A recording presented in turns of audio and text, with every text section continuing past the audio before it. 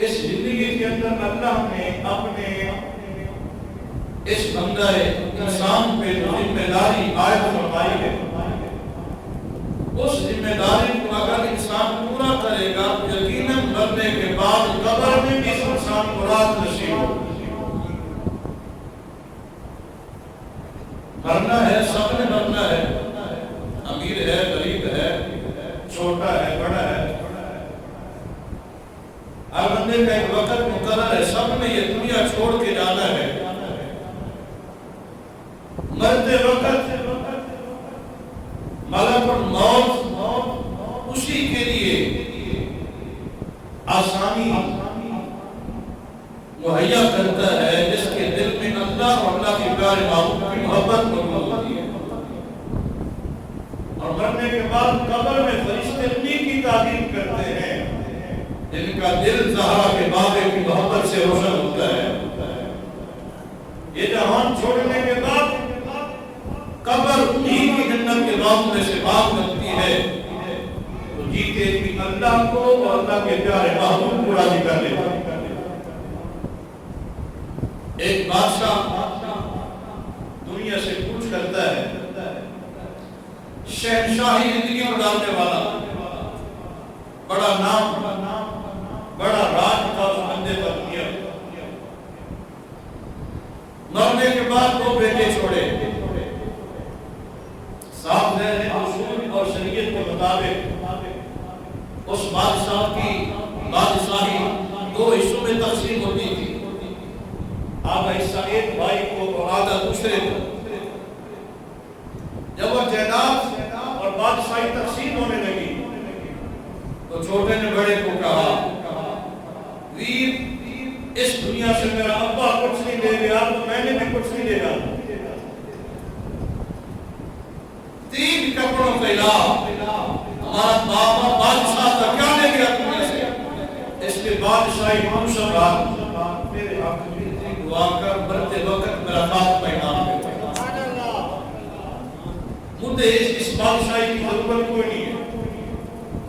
میں نے دیکھا باپ کے رنگ کو، میں نے دیکھا اس کے اقتدار کو، اس پہ دنیاوی عروج کو میں نے دیکھا، اس کے شہنشاہی کمالات کو میں نے دیکھا، اور پھر بابے کی موت بھی میرے سامنے ہے۔ میں نے دیکھا وقت کا بادشاہ اور وقت کا بھکاری مرنے کے بعد دونوں ایک جیسے ہو جاتے ہیں۔ موت فرق مٹا دیتی ہے امیر غریب میں، موت فرق مٹا دیتی ہے شاہ اور گدا کے اندر، موت فرق مٹا دیتی ہے عربی اور جنگ کے اندر۔ اسی لیے بھی یہ بادشاہی مجھے مبارک ہو، میں نے ابے کے بادشاہی میں سے کچھ نہیں لینا، میرے حق میں دعا کر دے کہ بس میرا اللہ مجھ سے راضی ہو جائے۔ یہ بات بھی کسی کسی کو سمجھ آتی ہے، یہ نعمت کسی کسی کو نصیب ہوتی ہے کہ جیتے جی دنیا سے سیر بندہ ہو جائے، رج جائے اور صرف اللہ اور اللہ کے رسول کا ہو کے رہے۔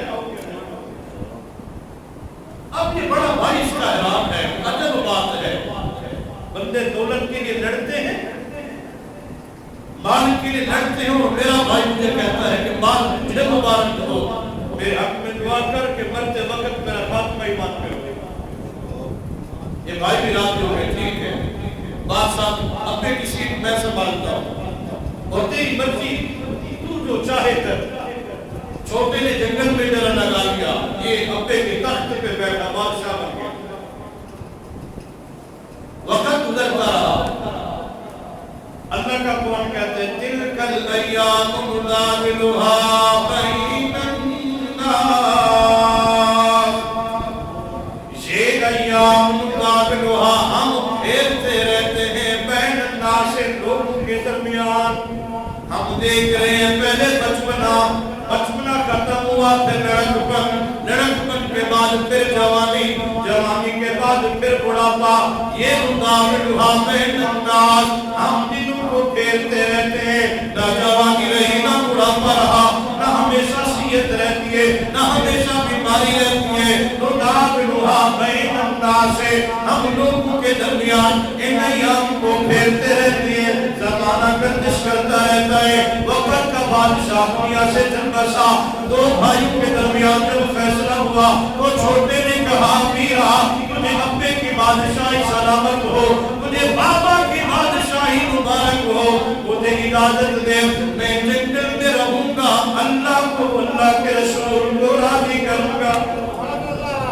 میں نے دیکھا ہے میرا بابا کیا لے گیا دنیا سے، اب یہ بادشاہ بھی کیا وہ دوسرا چھوٹا جنگل میں چلا گیا۔ وقت گزرتا رہا، علامات گزرتے رہے، ایک دن یہ بادشاہ نظام شاہی چلا چلا کے بندوں کی باتیں سن کے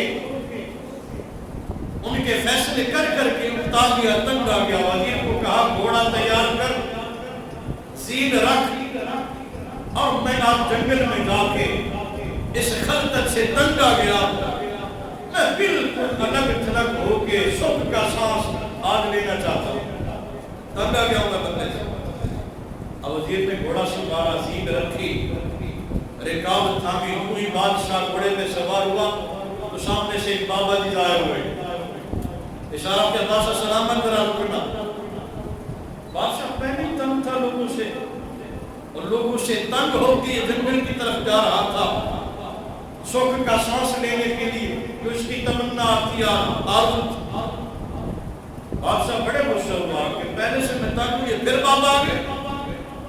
چلتے چلتے بابا جی قریب آ گئے، کہا بادشاہ سلامت رکنا، مجھے آپ سے ملاقات کرنی ہے۔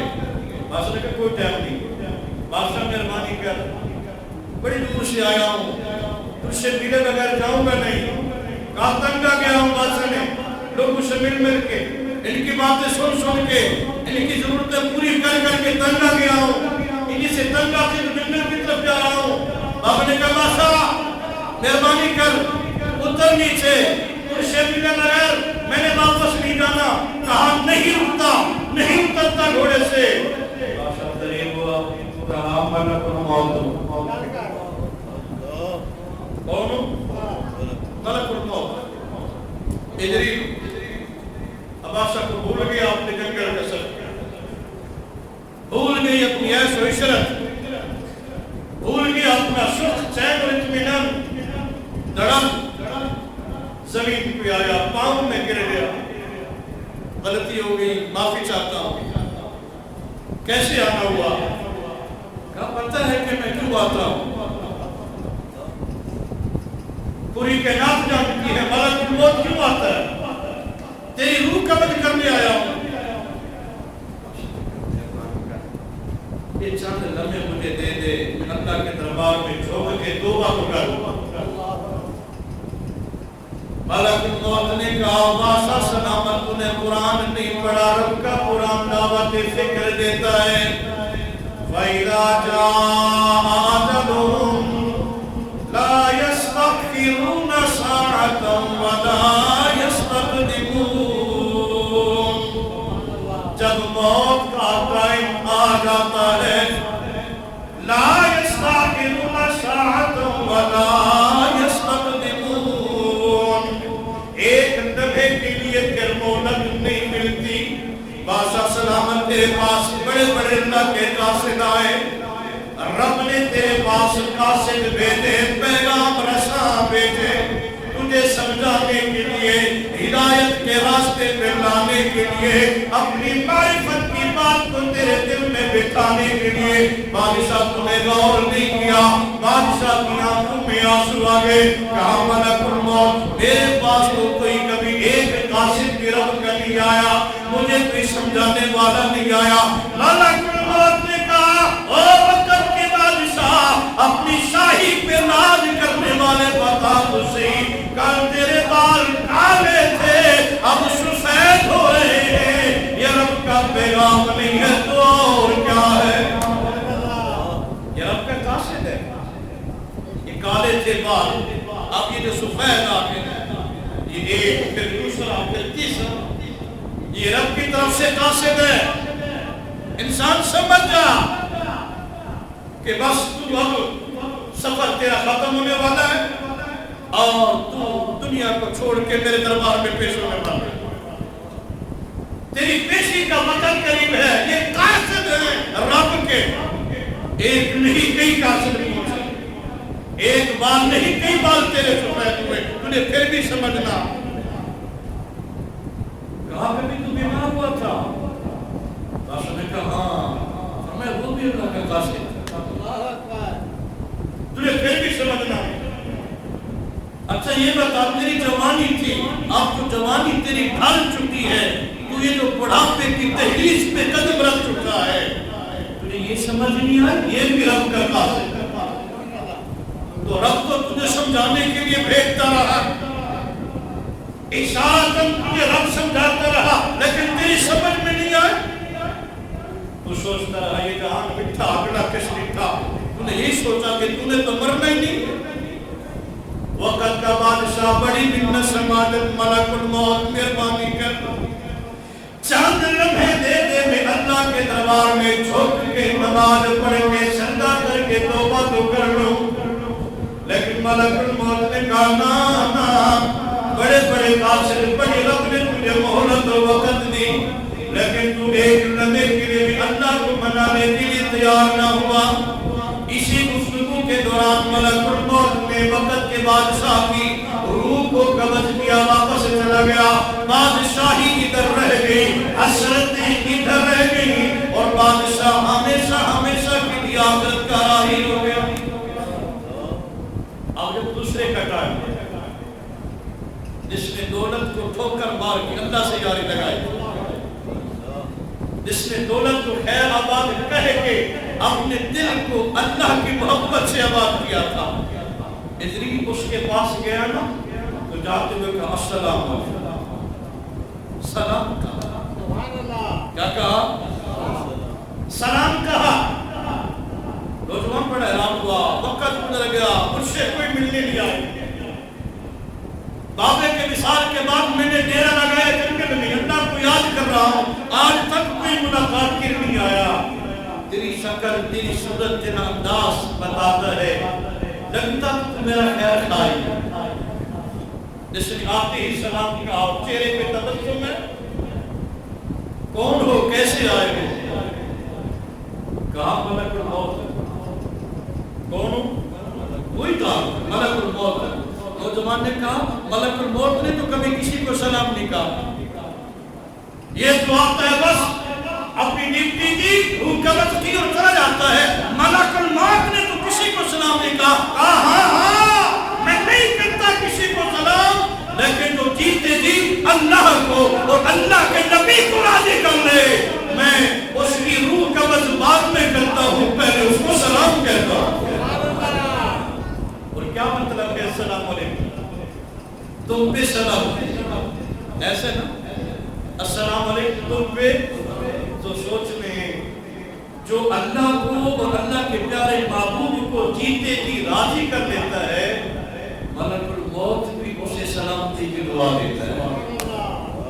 پھر سوچیں یہ ملک الموت اپنی طرف سے سلام دے رہا، اس کی کیا مجال کسی کو اپنے اذن سے اپنی مرضی سے سلام کہے؟ نہیں، اس کو رب نے سکھا کے بھیجا تھا، وہ میرا پیارا ہے، وہ میرا محبوب ہے، وہ میرا یار ہے، اس کو ڈرانا نہیں، جانتے ہوئے پہلے سلامتی کی دعا دیتی۔ تم اس مقام پہ ایک بات کا جواب دیں، اس کی روح قبض کرنے سے پہلے اللہ سلامتی کی دعائیں دے، ملک الموت جس کو سلام کہے، تو پھر کیا خیال ہے ایسا بندہ مرنے کے بعد، یہ جہان چھوڑنے کے بعد، قبر میں پہنچنے کے بعد، کیا یہ بندہ قبر میں پھٹ جاتا ہے؟ پھر ہم کسی کو سلامتی کی دعا دیں تو ہمارا بھی یہ مقصد نہیں ہوتا کہ تیرا بیڑا گرک ہو، نہیں، یہ منافقت ہوئی۔ پھر جو زبان پہ ہو وہی دل پہ ہو، السلام علیکم تم پہ سلامتی ہو، یہ مومن مسلمان دوسرے کے لیے سلامتی کی دعا کرتا ہے۔ ارے اسے ملک الموت سلامتی کی دعا دے، اور مقام پہ اللہ اس کو سلامت رکھتا ہے۔ میرے مرنے کے بعد پھٹتا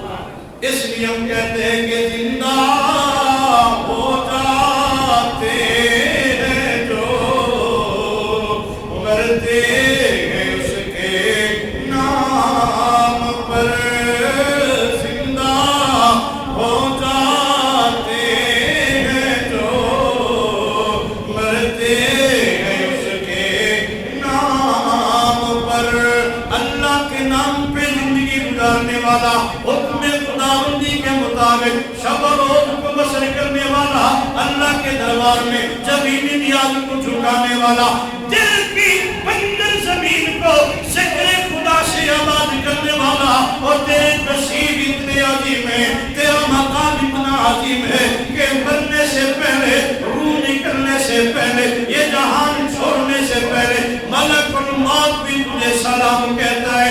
ارے جسے ملک الموت سلام کہے وہ مرنے کے بعد قبر میں بھی سلامت رہتا ہے۔ اس لیے تو میں کر رہا تھا، زندہ ہو جاتے ہیں جو مرتے ہیں اس کے نام پر، اللہ اللہ موت کو کس نے مسیحا کر دیا۔ نوجوان نے کہا، او ملک الموت، آج تک تو نے کسی کو سلام کیا ہے یا نہیں کیا، لیکن میں یہ جانتا ہوں تیری گنتی سلام کرنے کی نہیں ہے، تو بس روح کو قبض کرتا ہے، تو نہ بوڑھا دیکھتا ہے، نہ جوان دیکھتا ہے، نہ امیر دیکھتا ہے، نہ غریب دیکھتا ہے۔ ملک الموت آج سلام کیوں کہہ رہا ہے؟ گزریل نے کہا سننا، بات یہ ہے جیسے بندے مختلف ہیں ان کا مرنا بھی مختلف ہے، جیسے زندگیاں ایک جیسی نہیں ہیں ایسے موتیں بھی ایک جیسی۔ میں ہر کسی کو سلام نہیں کرتا، سلام اسی کو کرتے ہیں جن کے قلب میں ذرا کے بابے کا پیار ہو۔ اچھا سلام ہو گیا، بتاؤ اب کیسے آنا ہو؟ نوجوان نے پوچھا بتاؤ، بادشاہ کو کہا تھا نا بس اجریل ہوں، حکم کرنے آیا ہوں، اس نے مہلت مانگی تھی۔ اس سے جب کہا نا ملک الموت ہوں، اجریل ہوں، پوچھا کیسے آنا ہوا؟ اگر چاہو تو لے جاتا، اگر چاہو تو لے جاتا ہوں، اگر مرضی ہے تو رکے رہو۔ کہا یہ جھوٹ تو کبھی تو نے کسی کو نہیں دی، کیسے تو آج یہ باتیں؟ کہا اللہ کے پیارے ہوتے ہیں، ان پہ ہماری نہیں، ان پہ انہی کی مرضی چلتی ہے۔ بادشاہ نے کہا تھا مہلت دے، اس نے کیا کہا؟ جو اللہ والے ہوتے ہیں، رب کی یار ہوتے ہیں، محبوب اور مقرب ہوتے ہیں، اس نے کیا کہا؟ اس نے مہلت نہیں مانگی، کہا میں تو کب سے تیرے انتظار میں بیٹھا، تو نے آنے میں دیر پتا ہے کہ ادھر روح قفص مصری سے پرواز کرے گی، ادھر سارے نبیوں کے سردار سے ملاقات ہو رہا کہ قبر میں سرکار گائے تو میں ان کے قدموں پہ گروں، اگر فرشتے مجھے اٹھائے تو میں ان سے یوں کہوں، ارے رہنے دو مجھ کو اے فرشتوں، ان کے پائے ناز پہ مر کے یہاں پہنچا ہوں میں اس دل ربا کے وقت۔ یہ ہے بندگی اور یہ ہے حیات انسانی کا مقصد۔ اگر انسان تیاری میں رہے تو تبھی یہ کہے گا نا کہ میں تو کب سے تیری اقتدار میں ہوں۔ پتہ چلا جو مومن ہے وہ ہر وقت تیاری میں رہتا ہے، مومن غفلت میں وقت نہیں گزارتا، صرف دنیا کے شغل کے اندر، دنیا کے معاملات کے اندر وقت نہیں گزارتا۔ یہ اس کا مقصد حیات صرف یہ ہوتا ہے اللہ راضی ہو جائے اور اللہ کا سونا محبوب۔ اور اسلام بھی منع نہیں کرتا کہ صرف نماز پڑھو باقی معاملات نہ کرو، اسلام کہتا ہے کہ دنیا داری بھی کرو اور ساتھ ساتھ جنت کی تیاری بھی کرو۔